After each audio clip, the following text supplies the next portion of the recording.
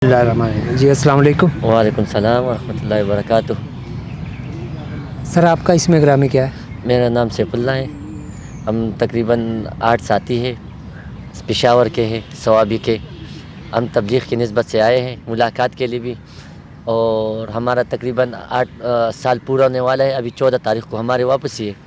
तो हमने 8 महीने सिंध में काम किया, दीन की मेहनत से गए थे, तो बहुत ज़्यादा ज़रूरत है दीन की। अब मैं तो मुसलमान हूँ अल्हम्दुलिल्लाह, ला इलाहा इल्लल्लाह मुहम्मदुर रसूलुल्लाह सल्लल्लाहु अलैहि वसल्लम। तो मुझे तो पता है, तो हमें तबलीग जो है गैर मुस्लिम को करनी चाहिए या मुसलमानों को ही करनी चाहिए? जी, असल मेहनत तो गैर मुस्लिम के लिए, लेकिन मुसलमान आज इतने कमज़ोर हो चुके हैं कि सिर्फ नाम का मुसलमान रह गया है। अगर हमारे ज़िंदगी में असल अल्लाह के अहकामात आ जाए और हुज़ूर सल्लल्लाहु अलैहि वसल्लम के मुबारक तरीके आ जाए, जो दुनिया का अभी जो निज़ाम चल रहा है, तो ये निज़ाम फिर अल्लाह जल्ला शानु ये महंगाई सब कुछ इस दीन की वजह से ख़त्म करेगा, और इस दीन की मेहनत से इंशाअल्लाह हमारे मुल्क बहुत तरक्की कर लेगा। क्योंकि इंसान जब अपना मकसद छोड़ देता है, हर चीज़ अपना मकसद छोड़ देता है, गाय हो मकसद छोड़ देता है तो उसके कसाई के हवाले करता है। इस तरह कोई और चीज़ हो, मिसाल के तौर पर कोई टेक्नोलॉजी वाले कोई चीज़ हो, मोबाइल हो, वो काम छोड़ दे देता है तो उसको फिर कबाड़ के हवाले करते हैं, क्योंकि उसने अपना मकसद छोड़ दिया। इस तरह हम अपना मकसद को ज़िंदगी में फॉलो करेंगे तो अबू बकर तारा ने जिस तरह ज़िंदगी उन्होंने गुजार दी, तो जन्नत के 8 दरवाज़ों कह रहे कि हमारे अंदर आ जाओ, हमारे अंदर आ जाओ। ये किस वजह से? अल्लाह जल्ला शानु नबी पाक सल्लल्लाहु अलैहि वसल्लम क़यामत के दिन अल्लाह को कहे अल्लाह हिसाब किताब शुरू करो, तो अल्लाह जल्ला शानु फरमाएगा कि मैं किससे हिसाब ले लूँ? कि एक अबू बकर तारा उसको सामने करके अल्लाह का गुस्सा ठंडा हो जाएगा। एक ज़िंदगी है, इस तरह ज़िंदगी गुजारनी चाहिए कि हम खुद भी गुजारें, हमारे तमाम भाई इस तरह ज़िंदगी गुजारे, तो फिर क्या होगी? दुनिया की इज़्ज़तें, खुशियाँ, नेमतें अल्लाह नसीब करेगा मौत के बाद, जो असल ज़िंदगी मौत के बाद है। अच्छा ये बताइएगा, हकूकुल्लाह तो अल्लाह के हकूक़ है। अल्लाह से बंदा माफ़ी मांगे तो अल्लाह ताला फरमाते हैं कि जी मक्खी के सर जितना भी आंसू अगर निकल आया तो माफ़ कर देता है। बेशक।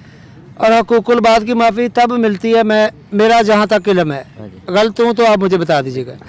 हकूकुल इबाद की माफ़ी तब मिलती है जब हम बंदे के हक अदा नहीं करते, वो बंदा माफ़ नहीं करेगा, तब तक हमें माफ़ी नहीं मिलेगी। और हम अगर अपने बच्चों को, अपनी बीवी को छोड़ के चिल्ला काटने चले जाएंगे तो वो फिर हकूकुल इबाद में तो हम रह जाएंगे पीछे। इसका हल क्या है? जी, एक काम है, मिसाल के तौर पर दुनिया के एतबार से हम देख लेते हैं, हम चले जाते हैं बाहर मुल्क में अपनी दुनिया की ज़रूरत के लिए, तो चले जाकर हमारे बीवी बच्चे इधर ज़िंदगी गुजारता है, या हम दुनिया से चले जाते हैं तो हमारे बीवी बच्चे इधर रह जाते, तो उसका अल्लाह निज़ाम किस तरह चलाता है? निज़ाम चलाने वाला तो अल्लाह है, उससे बेहतर अल्लाह उसको पाला है। जो रिज़्क़ किस्मत में हो, जो सब कुछ हो, अल्लाह उससे बेहतर दे रहा है। लेकिन ये चीज़ जो है हम चले जाए दीन की निस्बत से, तो अल्लाह गैरती ज़ात है, अल्लाह हमारे बच्चों को कभी ज़ाया नहीं करेगा।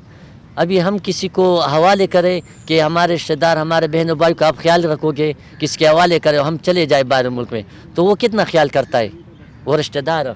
और जब अल्लाह के हवाले इंसान कर लेता है, अल्लाह के हवाले, तो अल्लाह तो बहुत गैरती ज़ात है, वो किस तरह इंसान को इस तरह ज़ाया कर देगा? अल्लाह जल्ला शानु बहुत मेरे 70 मौत से ज़्यादा मोहब्बत करे, कभी इसको रसवा, कभी इसको ज़ाया नहीं करेगा। इससे बेहतर अल्लाह उसको रिज़्क़ देगा और बंदोबस्त फरमाएगा। बिल्कुल ठीक हो गया जी।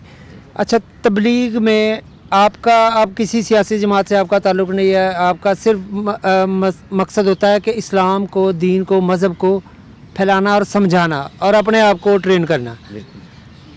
तो ये बताइए कि जब आप कुछ ऐसी मसाजिद में जाते हैं जहाँ पे आपको रोक दिया जाता है कि आपने यहाँ नहीं रुकना, या आप यहाँ पे तबलीग नहीं कर सकते, वहाँ पे आपका लाया अमल क्या होता है? वहाँ पर तो सारे साथियों को हम इकट्ठे कर लेता है, अल्लाह की तरफ मुतवज्जह होता है।